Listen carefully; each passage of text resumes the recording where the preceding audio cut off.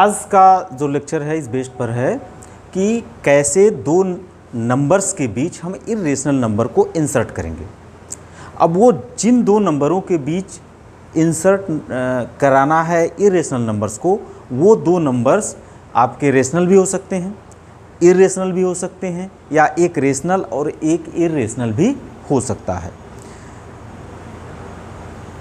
इसके पहले हम लोगों ने पढ़ा था कि अगर दो रेशनल नंबर दिए हों और उसके बीच एक रेशनल नंबर फाइंड आउट करना हो तो हम क्या करते थे। अगर दो रेशनल नंबर x और y दिए हुए हों और इनके बीच एक रेशनल नंबर इंसर्ट कराना होता था, ए रेशनल नंबर, तो ये किसके बराबर हो जाता था, x + y/2 के बराबर हो जाता था। तो अगर दो नंबर x और y दिया हुआ है तो उसके बीच एक रेशनल नंबर क्या होता था, x + y/2 होता था। तो इसी तरह से एक फार्मूला यहाँ बनता है, a या an irrational between two numbers x and y is equal to, इन दोनों नंबर को मल्टीप्लाई कर दो और उसको स्क्वायर रूट के अंदर लिख दो। ओके, दोनों नंबर को मल्टीप्लाई कर दो और उसको स्क्वायर रूट के अंदर लिख दो, तो उस तरह से आप निकाल लोगे एक इरेशनल नंबर। एग्जाम्पल के रूप में, find N irrational between 2 and 3। अब यहाँ 2 रेशनल है और 3 भी क्या है, रेशनल है। ओके, तो हमें दो रेशनल नंबर के बीच एक इरेशनल निकालना है। तो हमें क्या करना होगा, इस फार्मूले के बेस पर दोनों को मल्टीप्लाई करके और स्क्वायर रूट लगा देंगे। कितना हो गया, √6। ओके, अब ये √6 जो है ये 2 और 3 के बीच लाई करेगा। ओके, अब देखो दूसरा तरीका क्या हो सकता था, या आप 2 और 3 के बीच, या दूसरा वे से इसका सोल्यूशन आप निकाल सकते थे, 2 और 3 के बीच एक non terminating and non repeating number लिख दीजिए। Right a non terminating and non repeating number, जो ना तो टर्मिनेट करे जो ना तो रिपीट करे। एक ऐसे नंबर का इंसर्शन करा दो तो भी वो इरेशनल हो जाएगा। वो इरेशनल नंबर्स कैसे लिखोगे, जैसे 2 है तो 2 से अधिक होना चाहिए, तो 2 पॉइंट आपने ऐसे लिख दिया, 2 पॉइंट कुछ भी लिख दिया, 2 पॉइंट समथिंग कुछ भी लिखा। उसके बाद 15, 115, 115, 415 डैश डैश डैश, इस तरह से करते चले जाओगे तो देखो ये नंबर 2.5 है, मतलब 2 से अधिक है और 3 से लेस है। तो ये एक ऐसा नंबर हो गया जो 2 और 3 के बीच हो गया और non terminating and non repeating number हो गया। इस कारण ये भी क्या हुआ, इरेशनल नंबर का एग्जाम्पल हो गया। ओके, अगर आपसे यहां पे कह दिया जाए कि एक रेशनल ले लो और एक इरेशनल ले लो। अब देखो 2 रेशनल है और √3 इरेशनल है। अब हमें क्या करना है कि find N irrational between 2 and √3। तो अगेन हमको क्या करना पड़ेगा, इसको √3 के अंदर डाल लीजिए, दोनों नंबर को मल्टीप्लाई करके रूट चढ़ा दीजिए। तो अब यहाँ ये तो मल्टीप्लाई होगा नहीं, अब ये नंबर कैसा बन गया, 2 × √3। ओके, ऐसा हुआ। या दूसरा तरीका ये है, आप 2 ये है और ये √3 है। अब √3 की वैल्यू पता करो कितना होता है, √3 की वैल्यू कितनी है। तो 2 तो 2 है और √3 जो होता है वो 1.732 के आसपास होता है। √3 की अगर वैल्यू निकालो तो वो मिलेगा 1.73। अब 1.73 और 2 के बीच एक non terminating non repeating number लिख दीजिए। ओके, तो 1.7 है ना, तो 1.8 लगा दीजिए। 1.7 से अधिक होना चाहिए और 2 से कम होना चाहिए। तो 1.7 and 2 के बीच जो नंबर आएंगे 1.8 आ सकता, 1.9 आ सकता कि नहीं आ सकता। तो 1.8 लिखा। अब इसके आगे एक पैटर्न फॉलो करो जिसमें वो नॉन टर्मिनेटिंग नॉन रिपीटिंग दिखे। आप लिख दो 08, 008, 0008, कुछ भी लिख दो। आप दूसरा नंबर इंसर्ट कराना चाहते हो 1.818, 118, 118, 418, इस तरह से। आप तीसरा नंबर लिखाना चाहते हो 1.8, 28, 228, 228, 4 times 28 dash dash dash. These are the numbers, irrational numbers lying between 2 and √3. Okay, अब सपोज कर लेते हैं ये जो दूसरा नंबर है ये भी क्या है, इरेशनल्स है। ओके, तो अब हमें दो इरेशनल के बीच इरेशनल बताना है, तो अगेन वही हमारा प्रोसेस होगा, इन दोनों को आपस में मल्टीप्लाई करेंगे और उस पर भी स्क्वायर रूट चढ़ा देंगे। तो जब इन दोनों को आपस में मल्टीप्लाई करेंगे तो रूट के अंदर आपस में मल्टीप्लिकेशन पॉसिबल है, ये कितना हो जाएगा, √6 हो गया। या तो एक तरीका ये हो गया, या तो इसको ऐसे लिख सकते हो, कैसे, इस रूट को हटाओगे तो √6 का पावर कितना हो जाएगा, 1/2, और इस रूट को हटाओगे तो इसका पावर कितना हो जाएगा, 1/2, और इसका पावर कितना, 1/2। ये कितना हो गया, 6 का पावर 1/2, 1/2 आपस में मल्टीप्लाई हो जाएगा, तो कितना होगा, 6 का पावर 1/4। ऐसे भी लिख सकते थे। या दूसरा तरीका ये है, अगर बिना कैलकुलेशन के करो, बिना फार्मूले के करो, तो √2 की वैल्यू पता करो कितना होता है, ये होता है 1.414 के आसपास। नहीं आता है तो क्लास 8 में स्क्वायर रूट किसी नंबर का निकालना पड़ा था, उसके आधार पर निकालो। और √3 की वैल्यू अभी आपने देखा कि 1.732 होता है, होता कि नहीं होता। अब आपको 1.4 और 1.7 के बीच एक नंबर लिखना है, तो 1.4 के बाद का जो नंबर आएगा 1.5 आएगा, 1.6 आएगा, 1.7, लेकिन तब अगर ये 1.7 कर दोगे तो हम तीसरे डिजिट को 3 से छोटा रखेंगे। ओके, तो हम सपोज कर लेते हैं 1.5 ले लेते हैं।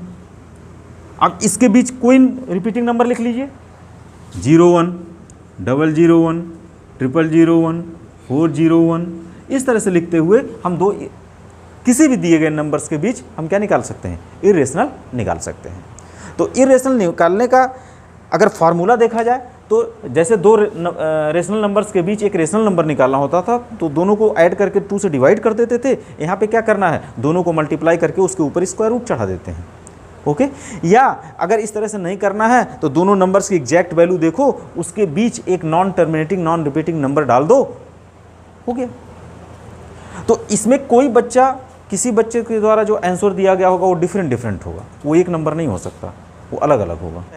इसके पहले क्लास में आपने पढ़ा था कि हम किसी रेशनल नंबर को किसी नंबर लाइन पर कैसे रिप्रेजेंट करेंगे। अब हमें इरेशनल नंबर को नंबर लाइन पर रिप्रेजेंट करना है। तो देखो, इरेशनल नंबर्स तो इनफाइनाइट इरेशनल नंबर होते हैं और उनके डिफरेंट तरह का लुक होता है।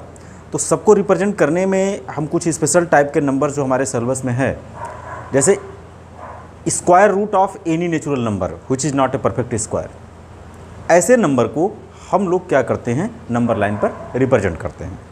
तो एग्जाम्पल्स के रूप में जैसे √2 हो जाए, √3 हो जाए, √4, तो √4 क्या होगा, 2 होगा, ये रेशनल नंबर हो जाएगा। √5 हो जाए, √6 हो जाए, √7, √8, √9, √10, √11, √12, √13, √14। अब इसमें 9 को नहीं रिप्रेजेंट करना, 9 परफेक्ट स्क्वायर हो गया। √15, √16 को नहीं करना है, √17, √18, लाइक इस तरह के नंबर्स को रिप्रेजेंट हमें नंबर लाइन पर करना पड़ता है।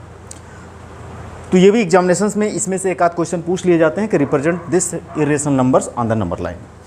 तो इसका एक कॉन्सेप्ट होता है, क्योंकि सीधे नंबर लाइन पर हम जो रिप्रेजेंट करते हैं उसमें किसको रिप्रेजेंट करते हैं, इंटीजर्स को रिप्रेजेंट करते हैं। जो हम नंबर लाइन नॉर्मली फॉर्म करते हैं उसमें क्या फॉर्म होता है, किस नंबर्स को रिप्रेजेंट करते हैं, सीधे इंटीजर को रिप्रेजेंट करते हैं। Negative integers, 0 and positive integer, ऐसे नंबर्स को हम लोग रिप्रेजेंट करते हैं। और रेशनल नंबर को रिप्रेजेंट करने का तरीका बताया कि आप उसको कैसे पार्ट करके डिवाइड करके आप कर लोगे।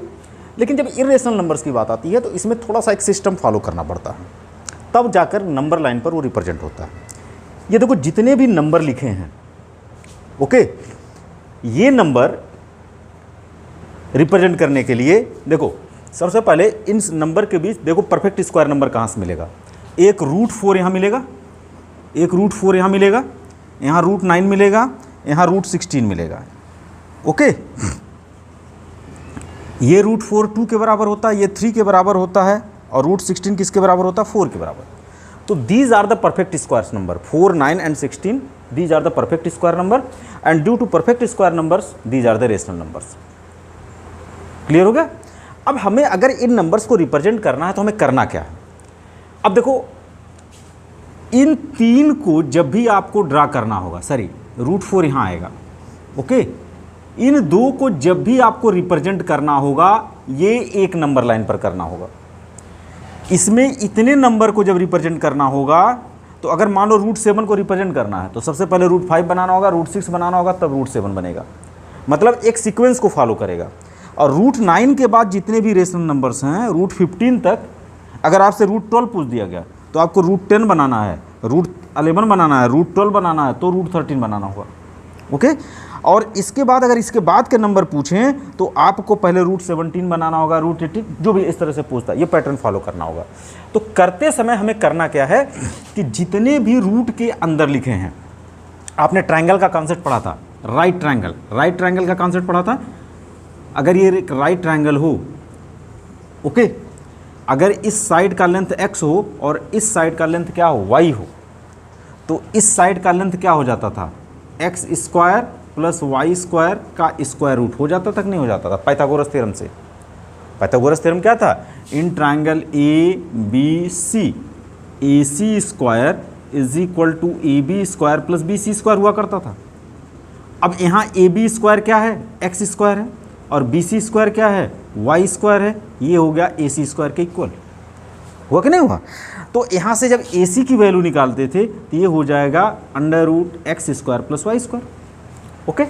तो हमारा ऑब्जेक्ट ये है कि जो रूट के अंदर लिखा हुआ है इसको दो नंबर के स्क्वायर के सम के बराबर कर दें, दो नंबर के स्क्वायर के सम के बराबर कर दें तो मेरा काम बन जाएगा। तो इस 2 को मैं लिख सकता हूं, क्योंकि पाइथागोरस थ्योरम अप्लाई करेंगे, हम रियल नंबर पर एक ट्रायंगल फॉर्म करेंगे जो पाइथागोरस थ्योरम को फॉलो करेगा, ओके। तो 2 को हम लिखेंगे 1 + 1, 3 को लिखेंगे 2 + 1, मतलब हर नंबर को +1 के फॉर्म में लिख लेना। जैसे 2 है तो 1 + 1 2 होता है, 3 है तो 2 + 1 क्या होता है? 3 होता है। 5 है तो इसको लिखेंगे कितना? 4 + 1। इसको कितना लिखेंगे? 5 + 1। इसको कितना लिखेंगे? 6 + 1। इसको कितना लिखेंगे? 7 + 1। अगर हम इधर की बात करें तो ये हो जाएगा 9 + 1, ये हो जाएगा 10 + 1, ये हो जाएगा 11 + 1, ये हो जाएगा 12 + 1, ये हो जाएगा 13 + 1।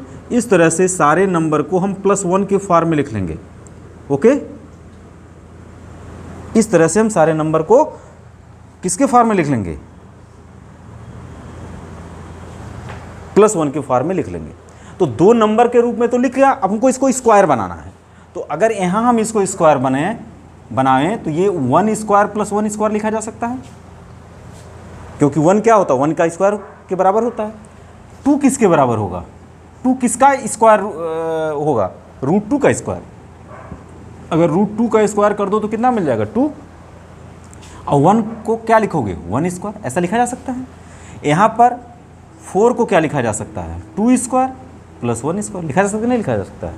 यहाँ 5 को क्या लिखोगे?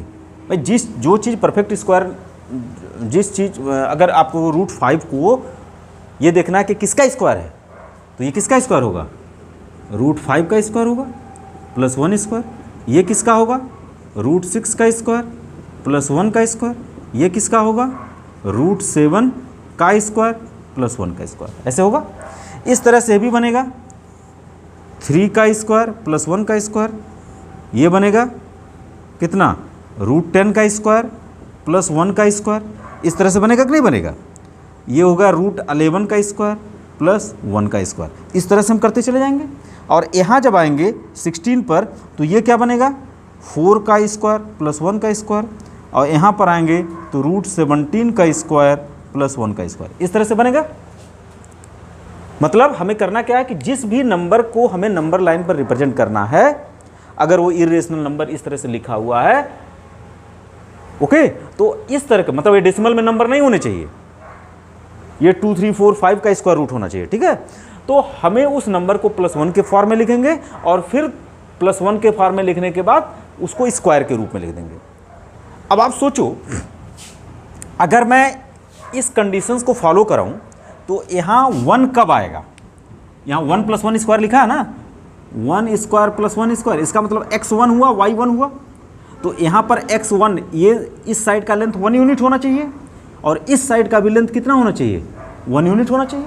अगर ये 1 यूनिट हो गया, ये 1 यूनिट हो गया, तो ये कितना हो गया? इसके बराबर हुआ, और इसके बराबर हुआ तो मतलब √2 हो गया कि नहीं हो गया? क्लियर? तो हमें क्या करना है, इसके लिए एक नंबर लाइन लेना है,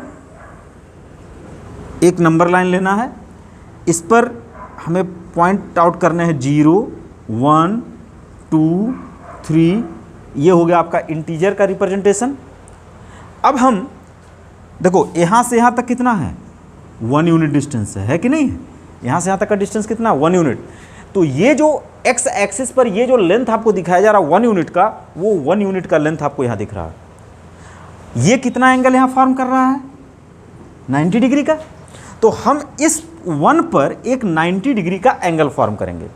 90 डिग्री का एंगल फॉर्म करने आता सबको? एक कोई कंपास में कोई डिस्टेंस लेकर के इसको सेंटर मान करके एक आर्क लगाएंगे, उतना ही डिस्टेंस लेकर के एक आर्क यहाँ और उतना ही डिस्टेंस लेकर के एक आर्क यहाँ, और फिर इन दोनों को इस तरह से कट कर देंगे। तो यहाँ पर क्या मिल जाएगा? ये 90 डिग्री का एंगल बन गया। ओके। इस केस में जो 1 यूनिट डिस्टेंस है, चूंकि यूनिट में सेंटीमीटर, मीटर, किलोमीटर नहीं लिखा हुआ है, नहीं लिखा हुआ है, तो यही जो डिस्टेंस लिया जाएगा 1 यूनिट मेजर कर लिया जाएगा। तो अपने कंपास में ये डिस्टेंस हम लेंगे, मेजर करेंगे, और यहाँ पर क्या रखेंगे?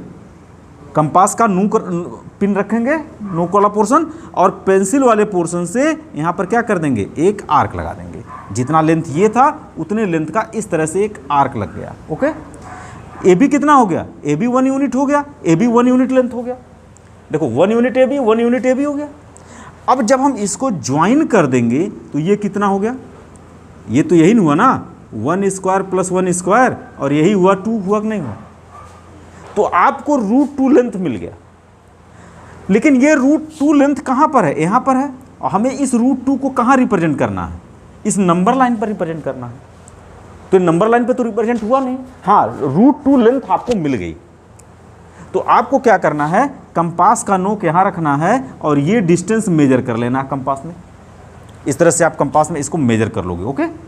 और यहाँ से इस पर कंपास का नोक रखते हुए एक आर्क लगाओगे। ये आर्क कुछ इस तरह से आएगा।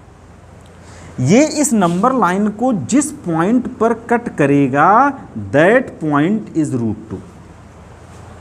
That point is √2। ये बात समझ में आ गई? क्लियर हो गया? अब देखो अगला काम क्या करना है। अब अगर हमें √3 बनाना है तो √3 को किस रूप में लिखे हो? आपने ऐसे लिखा कि नहीं लिखा है? बोलो। √3 को इस फॉर्म में लिखा है।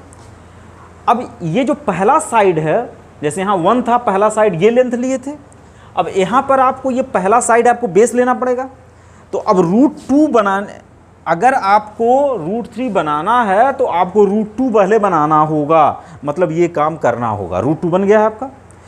आपका √2 कहाँ पर? यहाँ पर है। अब आप देखो यहाँ से यहाँ तक 1 यूनिट डिस्टेंस है। यहाँ से यहाँ तक कितना डिस्टेंस है? 1 यूनिट। लेकिन यहाँ से यहाँ तक कितना डिस्टेंस है? √2 यूनिट। अब इस √2 पर एक परपेंडिकुलर लाइन ड्रा कर दो, क्योंकि बेस कहता है √2 रखो। तो बेस जब आप √2 रखोगे तो वो √2 लेंथ इतना आया कि नहीं आया? अब इस पर एक 90 डिग्री का एंगल फॉर्म कर दो। अगेन जिस तरह से यहाँ बनाए हो, यहाँ भी एक 90 डिग्री का क्या बना दो? एंगल बना दो। एक 90 डिग्री का एंगल बना दिया। √2 हो गया। √2 यहाँ से यहाँ तक हो गया। और उसके बाद दूसरी साइड क्या होना चाहिए? 1 होना चाहिए। अब कंपास में फिर 1 यूनिट डिस्टेंस लो और इस पर कंपास का नोक रखो और एक आर्क यहाँ लगा दीजिए। जैसे आपने यहाँ लगाया था एक आर्क, वैसे ही एक आर्क यहाँ लगा दीजिए। अब जब इसको यहाँ से मिलाओगे तो ये लेंथ कितना होगा? इसको हम थोड़ा सा हटा देते हैं। ये आपका √2 लेंथ था, ये लेंथ कितना हो गया?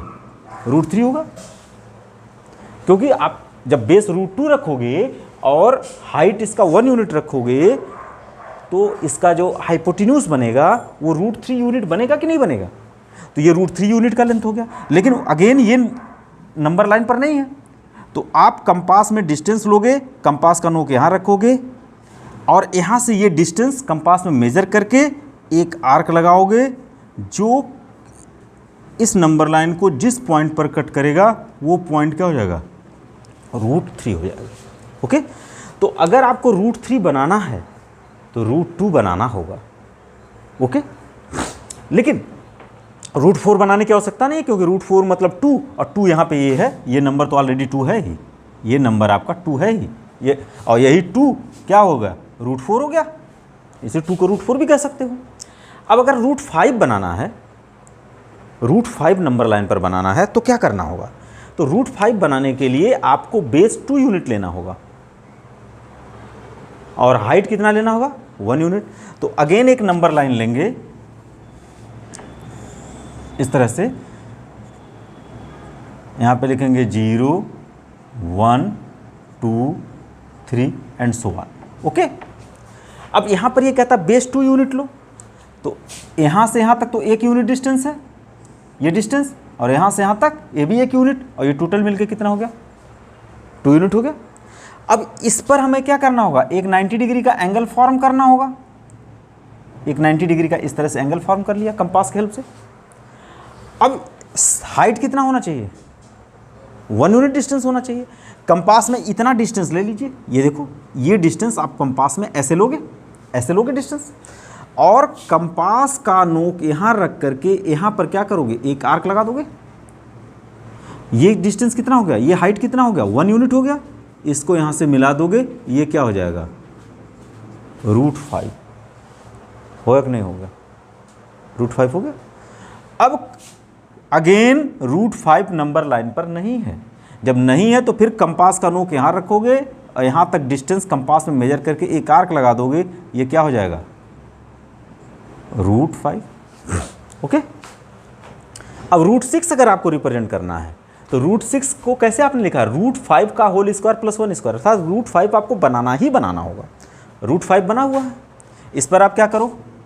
एक परपेंडिकुलर लाइन ड्रा कर दो और 1 यूनिट डिस्टेंस मेजर करके यहाँ से वही आर्क इस तरह से लगा दो। अब ये कितना हो गया? ये कितना हो गया? √6 हो गया। अब कंपास में इतना डिस्टेंस लेकर के एक आर्क लगा दो, ये जहाँ पर कट करेगा वो क्या हो जाएगा? √6 होगा कि नहीं होगा? अगर आपको √7 मेजर करना है तो आपको √6 बनाना होगा, और √6 बनाने के लिए √5 बनाना होगा। अर्थात आपका स्टार्ट कहाँ से चलेगा? यहाँ से चलेगा। पहले ये बनाओगे, फिर ये बनाओगे, फिर ये बनाओगे। ओके, अब आपको √6 बन गया। यहाँ देखो √6 आपका तैयार है। फिर यहाँ पर एक परपेंडिकुलर लाइन ड्रा करोगे और यही 1 यूनिट डिस्टेंस लेकर के एक बार फिर आर्क लगाओगे, वो यहाँ कट करेगा, और जब इसको यहाँ से ज्वाइन कर दोगे तो ये कितना हो गया? √7 हो गया।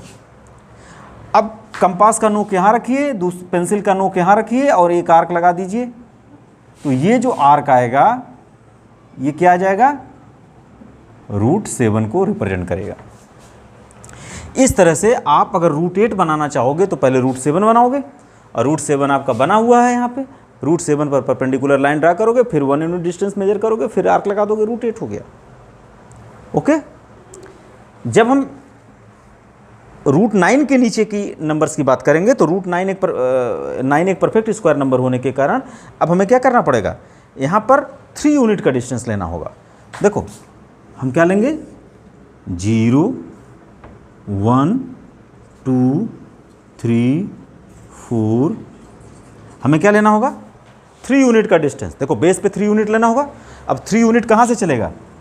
ये हुआ 1 यूनिट, 2 यूनिट, 3 यूनिट। यहाँ से यहाँ तक डिस्टेंस चला कि नहीं चला? हुआ। अब यहाँ पर आप एक परपेंडिकुलर लाइन ड्रा करोगे, कंपास लोगे, कोई डिस्टेंस लेकर के आर्क लगाओगे, ये 90 डिग्री का एंगल फॉर्म हो गया। और हाइट कितना होना चाहिए? Again 1 unit. हाइट हमेशा 1 यूनिट है। ये 1 यूनिट डिस्टेंस मेजर किया, यहाँ से लेकर के एक आर्क लगा दिया। ये डिस्टेंस कितना हो गया? ये लेंथ कितनी हो गई? √10 हो गई कि नहीं हो गई? ये हो गया √10। अब कंपास में ये डिस्टेंस लेकर के और इसको सेंटर मानते हुए एक आर्क लगा देंगे, ये कितना हो गया? √10 हो गया। अब अगर रूट 11 बनाना है तो रूट 10 पर 90 डिग्री का एंगल, रूट 12 बनाना है तो रूट 10 पर, इस तरह से ये पैटर्न हमको फॉलो करते रहना। अब रूट 17 बनाना है तो हमें यहाँ पर यहाँ से यहाँ तक का डिस्टेंस लेना होगा 4 यूनिट। देखो रूट 17 किसके स्क्वायर किसके इक्वल है, square root of 4 square plus 1 square. तो बेस को हमें कितना रखना होगा 4 यूनिट। तो यहाँ से यहाँ तक जाएंगे और इस पर एक परपेंडिकुलर लाइन ड्रा करेंगे और 1 यूनिट डिस्टेंस कट करके एक लाइन खींच देंगे, वो हो जाएगा रूट 17 और फिर कंपास से आर्क लगा देंगे, कहानी खत्म। तो इस तरह से किसी भी इस तरह से कुछ स्पेशल टाइप के जो इरेशनल नंबर्स दिए हुए हैं, मतलब जो पॉजिटिव नेचुरल नंबर्स हैं, जो नेचुरल नंबर्स हैं, नेचुरल नंबर के स्क्वायर रूट जब ले लोगे तो ऐसे ही इरेशनल नंबर्स को इस प्रोसेस से आप नंबर लाइन पर रिप्रेजेंट कर सकते हो। तो आशा है ये बात अच्छी तरह समझ में आ गई होगी।